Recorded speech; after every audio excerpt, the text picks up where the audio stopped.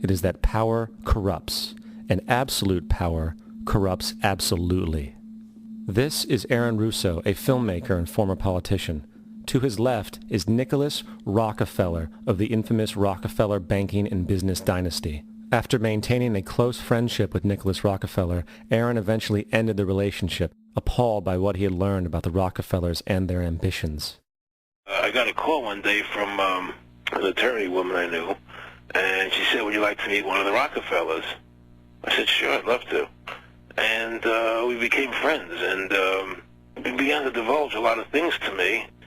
So he said to me one night, he said that there's going to be an event there, and out of that event, you're going to see, we're going to go into Afghanistan, so we can run pipelines from the Caspian Sea. We're going to go into Iraq to take the oil and establish a base in the Middle East, and we're going to go into Venezuela and try and get rid of Chavez.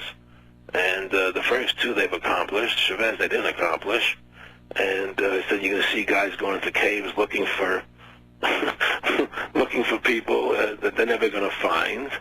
You know, he was laughing about the fact that you have this war on terror. There's no real enemy. He's talking about how by having this war on terror, you can never win it because it's an eternal war. And so you can always keep taking people's liberties away. And I said, how are you going to convince people that this war is real? He says, but the media. The media can convince everybody it's real. I mean, you know, it's just that you keep talking about things. You keep saying it over and over and over again, and eventually people believe it. You know, you created the Federal Reserve in 1913 through lies. You create 9/11, which is another lie. Through 9/11, then you're fighting a war on terror, and now all of a sudden you go into Iraq, which was another lie, and now they're going to do Iran. You know, and it's all one thing leading to another, leading to another, leading to another. Now, I would say to them, what are you doing this for? What's the point of this thing? You have all the money in the world you ever want. You have all the power. I said, you know, you're hurting people. It's not a good thing. And he would say, what do you care about the people for? Take care of yourself and you take care of your family. And then I said to him, what are the ultimate goals here? He said, the ultimate goal is to get everybody in this world chipped with the RFID chip and have all money be on those chips and everything on those chips.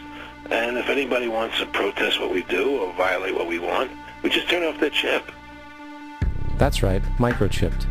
In 2005, Congress, under the pretense of immigration control and the so-called war on terrorism, passed the REAL ID Act, under which it is projected by May 2008, you will be required to carry around a federal identification card, which includes on it a scannable barcode with your personal information.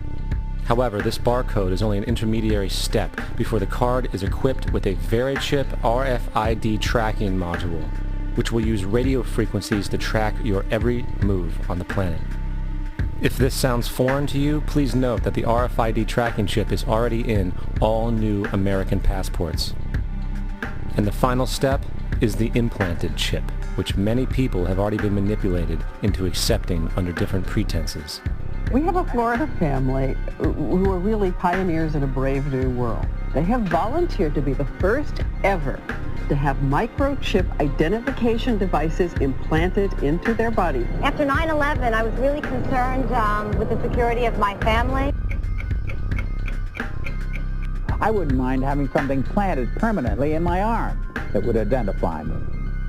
In the end, everybody will be locked into a monitored control grid where every single action you perform is documented. And if you get out of line, they can just turn off your chip, for at that point in time, every single aspect of society will revolve around interactions with the chips.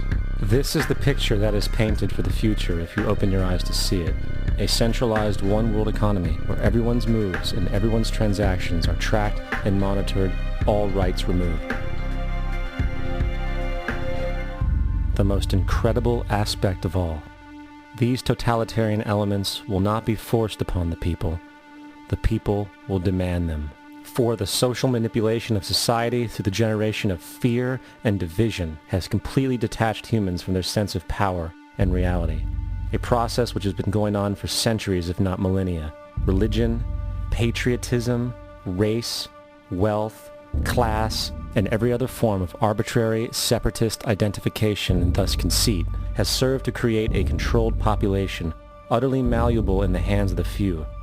Divide and conquer is the motto, and as long as people continue to see themselves as separate from everything else, they lend themselves to being completely enslaved. The men behind the curtain know this, and they also know that if people ever realize the truth of their relationship to nature and the truth of their personal power, the entire manufactured zeitgeist they prey upon will collapse like a house of cards.